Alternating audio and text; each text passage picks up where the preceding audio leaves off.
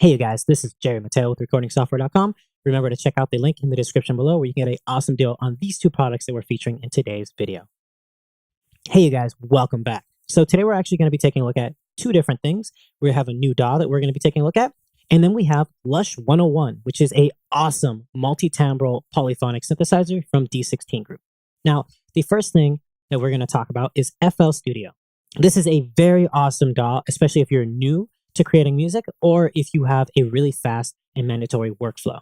So a really cool thing is FL has a lot of things from a mobile version that is completely functional, and this PC version, and soon to come a fully fledged Mac version. But right now, if you actually purchase this, you can get a free beta of the newest version that's coming out soon, which has a Mac version in it. A really quick overview of things is you have the ability to view anything you want right here just by clicking on them, and they can all stand alone, completely separate from each other.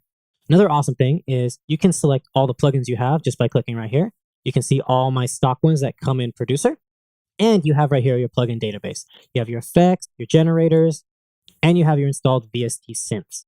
Now, these are really easy to do. You literally just drag and drop into here, and you can add or remove things into the sampler section. And you even have a really cool thing where you can just create little step sequencer. You right click to delete anything, and you left click to activate anything. Another thing is with your paintbrush tool, you can just right click and create patterns, or you can click right here and make them completely unique so that the patterns do not actually sync up.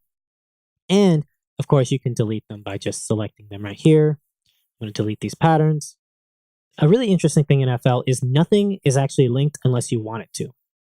So you can see here that I have my 4 tracks, and it's 1, 2, 3, 4. And we're only focusing on Lush because I've only worked on Lush so far. These are just going to be for another video. Now that means that they're going to channels 1, 2, 3, and 4. So this is my master channel. This is my 1, 2, 3, and 4. 5 is my voiceover, and 0 is my master channel. But if we go to pattern 1 and we double click on it, we can actually see that it's 4 completely different setups. We have the drums, bass, the lushes, and they're completely separate, meaning that all I have to do is select whatever MIDI instrument I'm working on, and I can program in the MIDI and work on it. And it's basically completely self-sufficient. So I can have 1 to like a million tracks being fed from this one pattern. So let's take a quick listen to the Lush sounds that we've created. This is a very, very simple thing. It took me about 5 minutes to create, and let's just take a quick listen.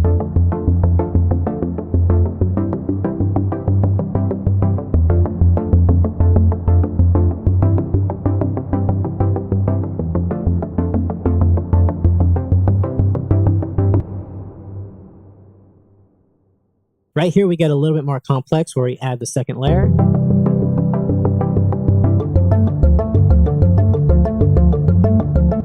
But it's really, really simple. This is just a backbone where I'm going to start creating a beat and a bass rhythm to it. But now let's look at Lush. Lush is really simple and really cool. A really awesome thing is I can actually change the GUI to make it huge or make it small.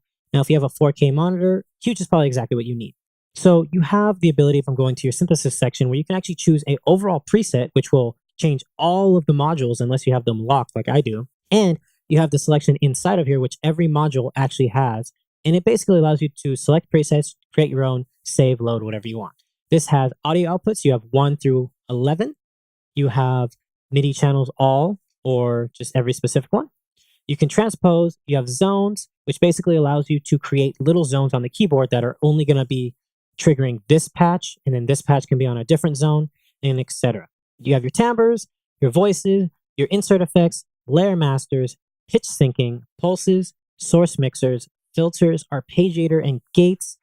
You have benders, wheels, amps, 2 envelopes, and 2 LFOs, which is a lot, and that is on each individual channel. The way you turn on the channels or the layers is you just click right here where the enable is, and you can mute and solo them by clicking right here. You have a modulation section, which works if you have any modulation going on. I don't.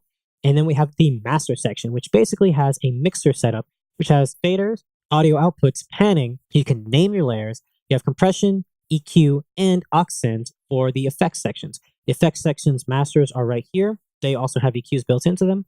And you have a reverb, a delay, and a chorus. Let's take a look at this. We're going to start this from the beginning. Let's take a look at it without the reverb or chorus.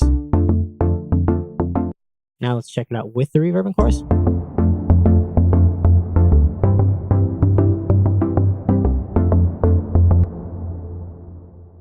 Now, the reverbs and choruses all have a bunch of presets that you can see right here. You can create your own, and it's pretty much just a do anything you want kind of synthesizer. It can sound like anything. It can be arpeggiated. It doesn't have to be. If we go maybe around here, we can see that I kind of start adding in this second one.